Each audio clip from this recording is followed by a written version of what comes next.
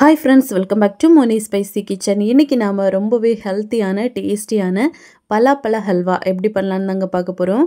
இது பார்த்திங்க அப்படின்னா ரொம்பவே ஈஸியாக ரொம்பவே டேஸ்டியாக நம்ம செஞ்சு முடிச்சிடலாம். இதில் சர்க்கரை பயன்படுத்தாமல் நம்ம நாட்டு சர்க்கரை போட்டு பண்ணியிருக்கோம். அது மட்டும் இல்லாமல் குறைவான நெய்யை பயன்படுத்தி தான் பண்ணியிருக்கோம். ஸோ பிகினர்ஸ் கூட ஈஸியாக ட்ரை பண்ணலாம். இப்போ வாங்க இது எப்படி செய்யலான்னு பார்க்கலாம். ஃபஸ்ட்டு இது பண்ணுறதுக்காக இந்த மாதிரி பலாப்பழம் எடுத்திருக்கேன்.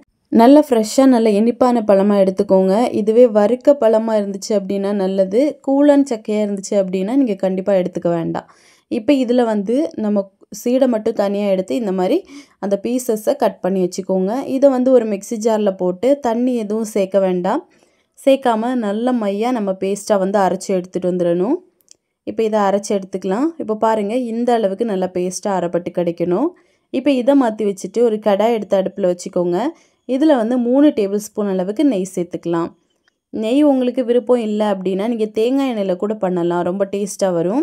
இப்போ 3 டேபிள் ஸ்பூன் நெய் சேர்த்துட்டு இதில் ஒரு 10 போல் பாதாம் இதை குட்டியாக கட் பண்ணி வச்சுருக்கேன். நீங்கள் பிஸ்தா சேர்த்துக்கலாம், கேஷ்யூ, உங்களுக்கு விருப்பமான எந்த நட்ஸ் வேணால் நீங்கள் இந்த டைமில் போட்டு நல்லா ஃப்ரை பண்ணி எடுத்துக்கலாம்.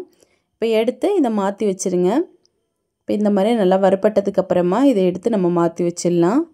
ரொம்ப கறியை விட்டுறக்கூடாது. ஒரு கோல்டன் கலர் ஆனதும் வெளியே எடுத்துக்கலாம்.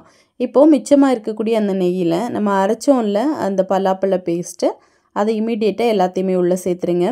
சேர்த்துட்டு நல்லா இந்த கீலே ஒரு 2 நிமிஷம் நல்லா ரோஸ்ட் பண்ணிடலாம். இந்த மாதிரி நல்லா கலந்து கொடுங்க. இந்த மாதிரி நம்ம பண்ணும்போது அந்த சக்கையோட ஃப்ளேவர் அப்புறமா நெய் எல்லாமே சேர்ந்து நல்ல ஒரு அரோமா வரும். ரொம்ப டேஸ்ட்டாக இருக்கும். இப்போ நல்லா மிக்ஸ் பண்ணிவிட்டு தேங்காய் பால் நான் எடுத்து வச்சுருக்கேன். 2 கப்பு தேங்காய் பால். இதை ஒரு முறி தேங்காவை நல்லா துருவி தண்ணி சேர்த்து நல்லா அரைச்சிட்டு அதில் பாலை பிழிஞ்சு எடுத்திருக்கேன். இது சரியாக 2 கப் அளவு இருக்கும்.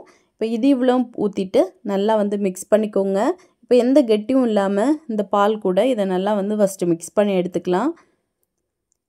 இது ரெடி பண்ணி முடிக்கிறது வரைக்கும் நீங்கள் லோ மீடியம் ஃப்ளேமில் தான் வச்சுக்கணும். ஹை ஃப்ளேமில் வச்சுட்டிங்கன்னா பேர்ன் ஆக கூட வாய்ப்பு இருக்குது, அடி பிடிக்கிறதுக்கு.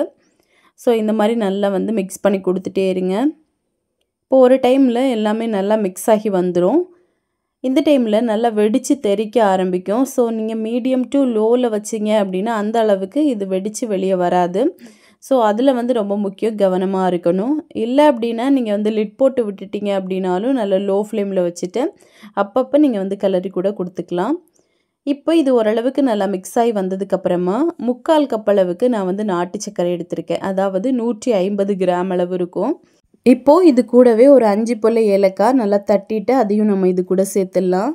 இப்போ இதையும் சேர்த்து நல்லா மிக்ஸ் பண்ணிக்கலாம். நீங்கள் நாட்டு சர்க்கரைக்கு பதிலாக வெல்லம் போடலாம், கருப்பட்டி போடலாம். இல்லை அப்படின்னா சுகர் கூட நீங்கள் ஆட் பண்ணலாம். எல்லாமே 3/4 கப் அளவு சேர்த்துக்கோங்க. சேர்த்துட்டு நல்லா மிக்ஸ் பண்ணிக்கோங்க. இது ரெடியாகிறதுக்கு கிட்டத்தட்ட ஒரு 45 மினிட்ஸாவது ஆகும். ஸோ மீடியம் ஃப்ளேமில் வச்சு தான் நம்ம ரெடி பண்ணணும். இப்போது ஓரளவுக்கு நல்லா ரெடியாகி வந்துட்டுருக்கு. இப்போ கிட்டத்தட்ட பார்த்திங்கன்னா ஒரு 30 மினிட்ஸ் கிட்ட ஆகிருக்கு. இன்னும் ஒரு 1/4 மணி நேரம் நம்ம மிக்ஸ் பண்ணி கொடுத்துட்டே இருக்கணும். இது பார்த்திங்கன்னா இனிமேல் எக்ஸ்ட்ராவாக நம்ம நெய் எதுவும் சேர்க்க போகிறதில்ல.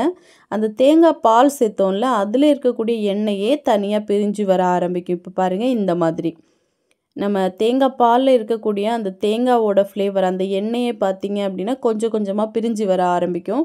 அதனால தான் இந்த அல்வாவோட டேஸ்ட் ரொம்ப சூப்பராக இருக்கக்கூடியது. இப்போ ஓரளவுக்கு நல்லா சுருண்டு வரும்போது நம்ம வறுத்தெடுத்து வச்சுருந்தா அந்த பாதாமை இதுக்குள்ளே சேர்த்துடலாம். சேர்த்துட்டு நல்லா மிக்ஸ் பண்ணிக்கோங்க. இனிமேல் பார்த்திங்கன்னா இந்த மாதிரியும் கடாயில் ஒட்டக்கூடாது. அதாவது நம்ம ஸ்பூனை எந்த பக்கம் எடுக்கிறோமோ அந்த பக்கத்துக்கு அது அப்படியே எல்லாமே சேர்ந்து ஒன்றுபட வரணும். அதாவது இந்த பேனில் ஒட்டாமல் நல்லா சுருண்டு வரணும். அந்த ஸ்டேஜ் வரை மிக்ஸ் பண்ணுங்கள். இப்போ பாருங்கள், இந்த மாதிரி இப்போ கிட்டத்தட்ட ஒரு 40 மினிட்ஸ் கிட்ட ஆயிடுச்சு. நம்மளுக்கு சூப்பராக சுருண்டு வருது. இது வரைக்கும் நீங்கள் நல்லா மிக்ஸ் பண்ணி விடணும். இப்போ இதோட ஃப்ளேவர் பார்த்திங்க அப்படின்னா அவ்வளோ சூப்பராக இருக்கும்.